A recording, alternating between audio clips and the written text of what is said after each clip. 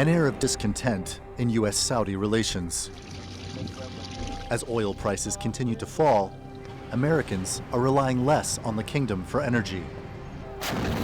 And regional conflicts are testing U.S. ties with its longtime ally.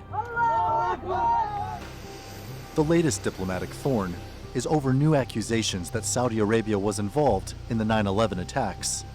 U.S. President Barack Obama's last official visit to Riyadh was meant to clear the air, but Obama was met with less pomp than expected. Saudi Arabia's former intelligence chief, Prince Turki Al Faisal, has suggested a retuning of bilateral ties is needed. Perhaps what has most strained the controversial U.S.-Saudi partnership is the reemergence of Iran into the international fold.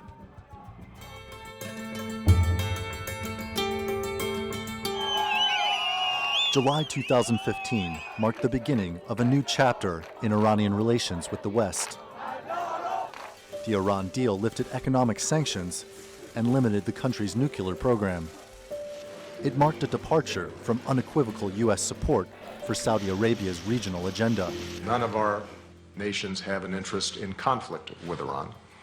We welcome an Iran that plays a responsible role in the region. Another point of contention, Saudi-led airstrikes against Iran-backed Houthi rebels in Yemen.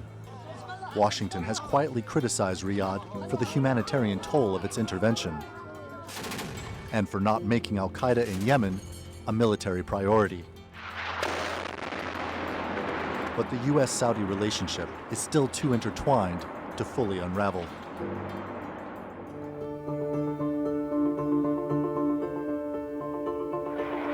The arms for oil pact between the U.S. and Saudi Arabia is the foundation of their bilateral ties.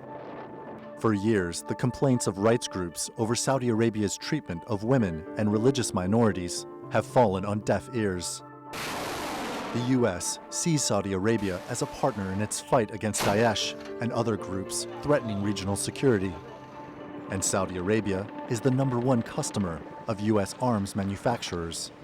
But some critics say the U.S. pays too high a price for its military alliance with Saudi Arabia, and that Riyadh is fueling sectarianism and militancy.